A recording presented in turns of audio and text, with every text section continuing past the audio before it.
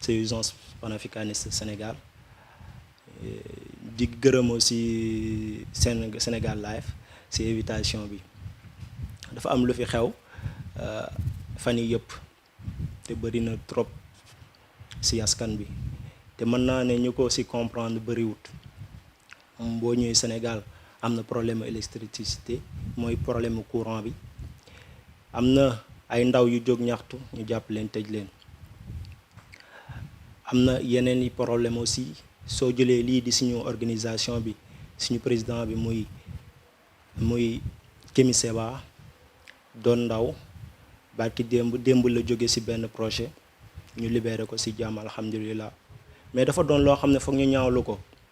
ndaxte Kémi Séba dafa jóge réewu tugal ñëw dal fii Sénégal mën naa ne Sénégal fii la lépp xewee ndax dafa ñëw Sénégal bokk naa ci jeunes yu bëri bokk na ci ñoo xamante ne Kémi Séba doon na ku leen conscientiser ku leen wan ne que askan bi Afrique dañ koo noot Afrique dund na 400 ans esclavage mais ba léegi mu ngi ci boobu aussi ci buubu jaam bi Kémi Séba ñëw na fii ñun di urgence panafricaniste ànd ak ay gone urgence panafricaniste teg problème bii di problème mu CFA muy benn monnaie boo xamante ne ñu ngi koy utiliser depuis temps colonial di xaalis boo xam ne dañ koy utiliser depuis temps colonial urgence panafricaniste toog ne xaalis bii baaxut ñu ànd ak sa économiste ñu xeex ba tey jii ñu ñuy wax waxi éco xeex boobu bañ ko sumbee fii ci Sénégal lu mu jur neexutoon ndaxte Kémi Séba dafay boo leen fàttalikoo ci la brûlé woon billet boobu ñu ne billet 5000 francs ba Macky Sall jël ko expulsé ko fii ci Sénégal muy lan jël sa moroomu nit ku ñuul sa frère ku nit ku ñuul nga génnee ko ci réewu Sénégal te ñun Afrique dañoo jàpp ne lépp benn la nit ku ñuul benn la loolu doyut ñu refoulé ko fële ci Guinée loolu doyut ñu refoulé ko fële ci Togo waxi noppi aussi Ouattara Côte d'Ivoire aussi refoulé ko démb lañ jóge ci dernier acte bu mu métti askan bi yëpp mooy que dafa jóg jëf conférence wax parce que le 21 décembre dañuy fàttaliku ku mag ñu naan Thomas Sankara dëkk fële ci Burkina Faso Ouagadougou chaque décembre ndaw urgence panafricaniste fépp ci Afrique dañuy feete màggaayu nit kooku Sénégal ñun fii kenn demul ñu des suñu section B du section UCAD def na ci conférence wax jaar-jaaru nit ku màgg googu ci lancé boobu aussi ci la Kémi Séba dem fële ci Burkina Faso def conférence moom defee conférence ba pare ñu jiite réew ma dañoo gis ne que dafa wax ay wax yoo xamante ne dafa teggnoowu ci ñoom ci leen ko jàpp te bañ koy jàpp dès le début au début dañ ne woon sécurité am la ñuy sàmm mais affaire yi dem ba ëppi loxo ñu jàpp ko def ko mandat dépôt 48 heures yi doyut ñu teewaat ko procureur woote benn woote àtte ci tribunal bi mais yàlla dogal na ñu bàyyi ko bàyyeel ban ak benn laaj ko tamit benn somme ab xaalis que da ko war a fay parce que lenn rek lu tax mu war a fay xaalis que dafa wax ju ñaaw jëmale ko ci président ci njiitu réew Burkina Faso te ñun gisuñu dara ci ñaaw ci lu mu wax jeunesse africain yëpp témoin nañ ko ndaxte fii le président États-Unis di Donald Trump taxé suñu njiitu réew yi suñu réew yi ci ay kàddu yu ñaaw ba léegi kenn jógut wax ci donc lu tax buñ jógee jàpp nit rek dafa fekk seen propre askan lañ jàpp seen propre nit ku ñuul lañ jàpp noot nit ku ñuul noot nit ku ñuul dafa yàgg ci àdduna loolu tamit bokk na suñuy xeex urgence panafricaniste dara mënu koo noot dara mënu koo intimider de franc CFA ba tey lii ñu ngi wax ECO musuñoo daw ginnaaw am na base militaire française yu nekk fii ci suñu réew ñoo xamante ne gisuñu ci seen njëriñ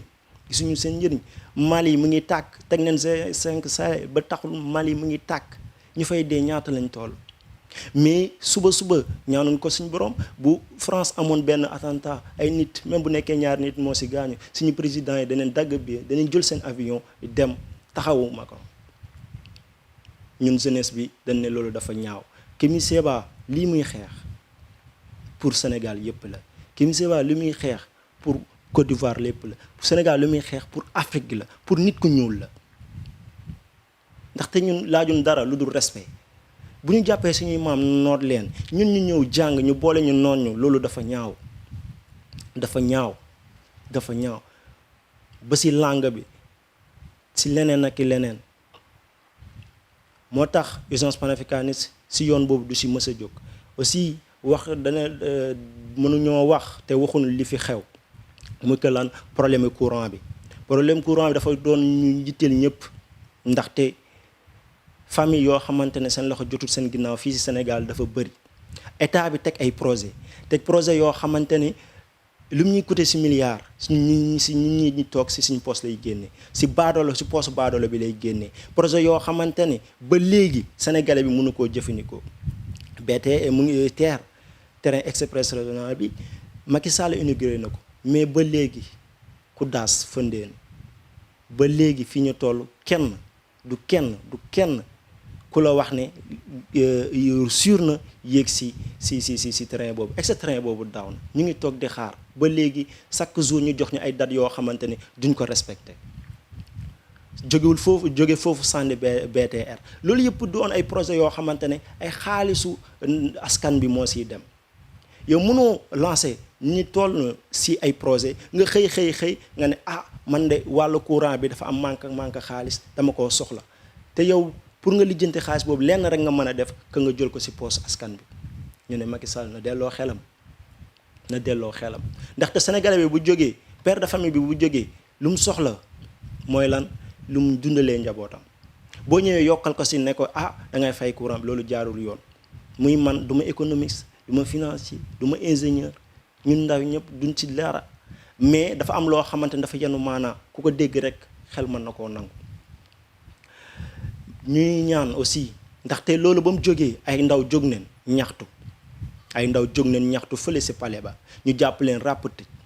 bañ leen jàppee ñu ngi woon si 9 ba 8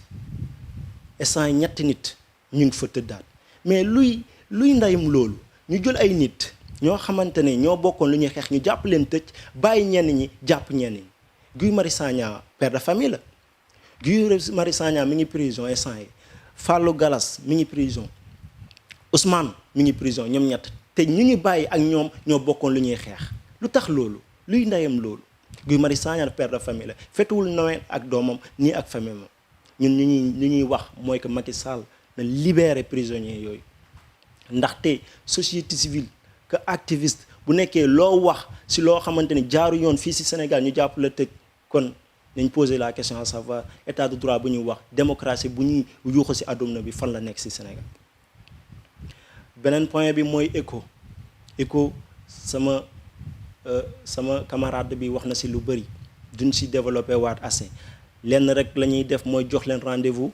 le 31 décembre benn conférence de presse danañ ko def. urgence panafricaniste gën nañ koo dégg mais lu bëri bàyyi woon nañ mu sedd mais dafa jot ñu jóg ndaxte du yoon ñu jàpp suñu